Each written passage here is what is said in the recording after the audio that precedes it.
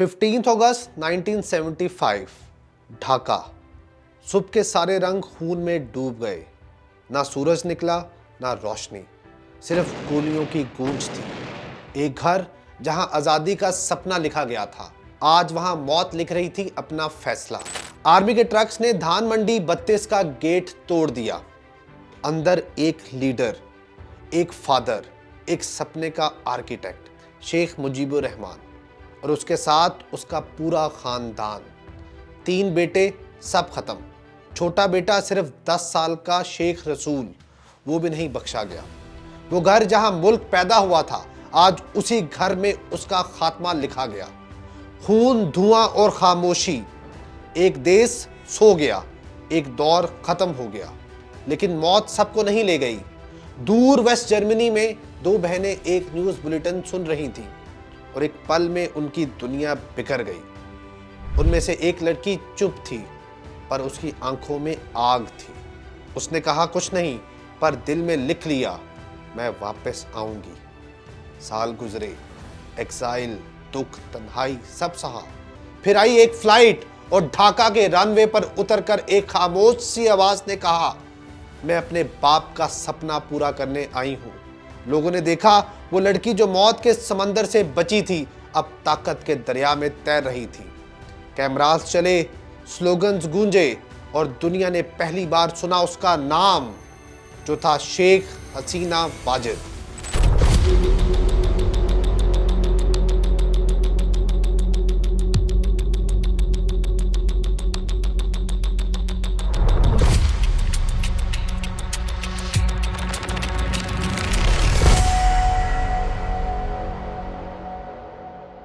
शेख हसीना 28 सितंबर 1947 को टुंगीपुरा गोपालगंज में पैदा हुई। एक छोटी सी बस्ती जहां उसका बचपन बांगा बांधू यानी शेख मुजीब के साये में गुजर रहा था। ये एक मिडिल क्लास फैमिली थी।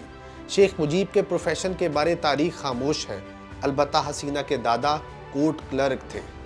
हसीना कहती थी, मुझे पॉलिटिक्स नहीं जस्टिस सिखाई गई थी। पर चाइल्डहुड से ही उसका घर पॉलिटिक्स का बैटल फील्ड बन चुका था।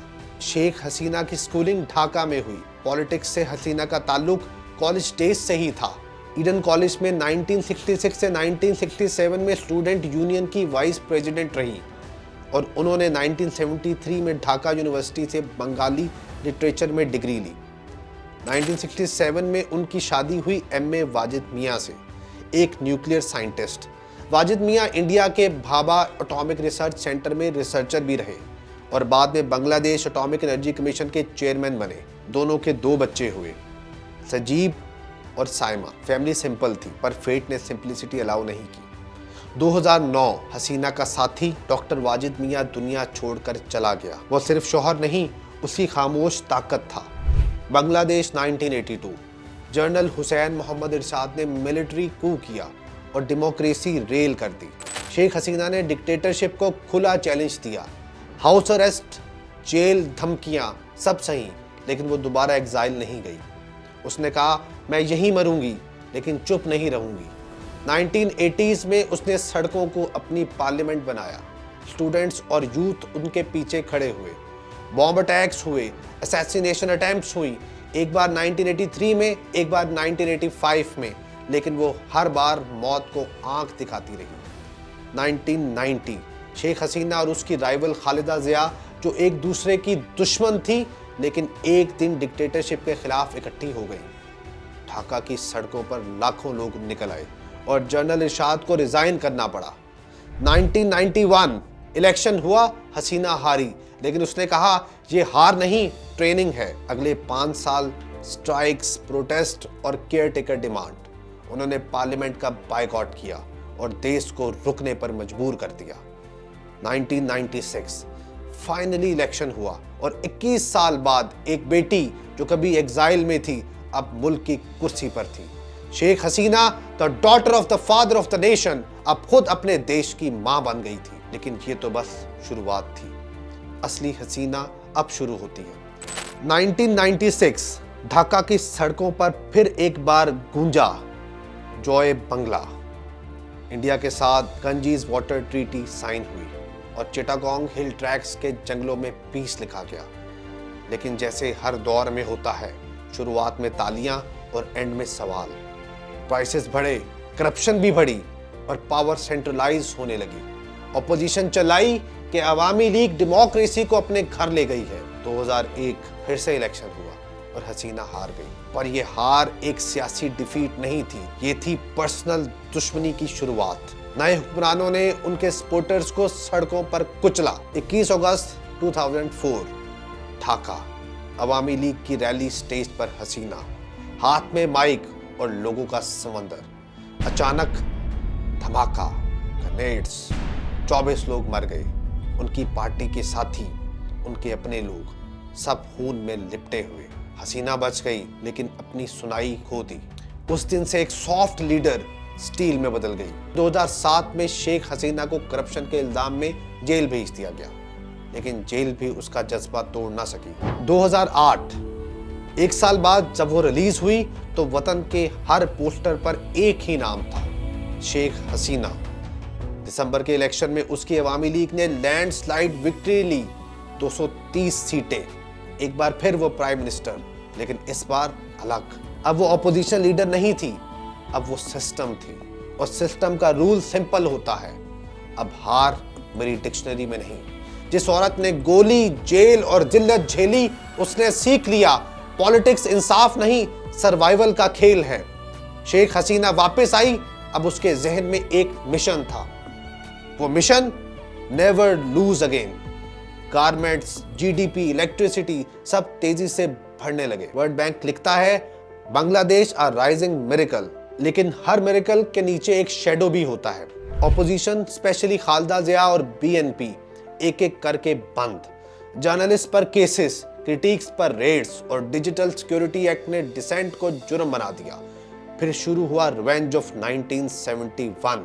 हसीना ने बोला, उन लोगों को सजा मिलनी चाहिए जिन्होंने देश के खिलाफ गुनाह किए। इंटरनेशनल क्राइम्स ट्रिब्यूनल बना। पुराने जमात इस्लामी लीडर्स, कुछ बीएनपी के लोग, सब कोर्ट रूम में लाए गए। किसी को लाइफ सेंटेंस, किसी को फांसी। ढाका के रस्तों पर लोग नारे लगाते रहे, जस्टिस फॉर 71। लेकिन क्रिटिक्स ने लिखा, ये इंसाफ कम, बदला ज्यादा लगता है। दुनिया ने देखा एक लीडर जो अपने बाप के कातिलों को सजा दे रही थी, पर साथ ही अपनी राइवल फोर्स को भी खत्म कर रही थी। इस दौरान इंडिया के साथ रिश्ते और गहरे हुए। Trade, security, intelligence. क्रिटिक्स ने कहा, बांग्लादेश अब दिल्ली के शेडो में है। फिर 2021 का मूवमेंट, मोदी के साथ ढाका फोटो, सोशल मीडिया भर गया। Voice Bangladesh, prime minister always beside India. Comment का रिएक्शन, इंटरनेट शटडाउन। आज हसीना ने 15 साल से ज्यादा रूल किया है। रोड्स और ब्रिजेस बन गए, लेकिन डर भी बढ़ा। प्रेस कम लिखता है, लोग धीरा बोलते हैं। एक वक्त था जब वो अपने बाप के कातिलों का बदला ले रही थी, और आज वो अपने लोगों के खौफ से गिरी बैठी है। सपोर्टर्स कहते हैं she gave Bangladesh stability, opponents बोलते हैं she took away its soul. वो लड़की जो खून से निकली थी, अब ताकत के अंदर गुम हो गई थी। Sheikh Hasina, the survivor, the ruler, और बांग्लादेश का सबसे बड़ा पैराडॉक्स। फिर आया 2024, एक छोटी सी चीज, कोटा सिस्टम, उसने पूरी सरकार हिला दी। यूनिवर्सिटी स्टूडेंट्स ने नारा लगाया, no more quota, we want merit. Government job में रिजर्व सीट्स के खिलाफ यह आवाज एक मूवमेंट बन गई, फ्रीडम की, इंसाफ की। लाठीचार्ज हुआ, गोलियां चली, और फिर पूरा मुल्क सड़कों पे आ गया। कोटा सिस्टम एक स्पार्क था, लेकिन उसने 15 साल पुरानी कुर्सी हिला दी। 5 अगस्त 2024 ढाका, नारे, गोलियां और एक आवाज, हसीना स्टेप्ड आउट। हर गली में गुस्सा था, हर आंख में सवाल। प्राइम मिनिस्टर हाउस एक call I, madam it's over, और शेख हसीना चुप। बस एक हेलीकॉप्टर की साउंड और धुएं में गुम होता ढाका। वो चली गई बॉर्डर के पार। अब रिपोर्ट्स कहती हैं वो दिल्ली के एक सेफ हाउस में है, हाई वॉल्स, टाइट गार्ड्स, और अंदर एक औरत जो कभी पूरे मुल्क पर राज करती थी। 15 साल तक उसने सब कंट्रोल किया, इकोनॉमी, मीडिया, ऑपोजिशन। लेकिन जब नौजवानों ने सड़कों पर नारा लगाया, वी वांट फ्रीडम, तब पूरा सिस्टम हिल गया। अब उन पर क्राइम्स अगेंस्ट ह्यूमैनिटी के केसेस हैं, बांग्लादेश बोलता है लौटा दो, इंडिया चुप है और हसीना बीच में फंसी हुई, ना खुदा मिला ना वसाले सनम।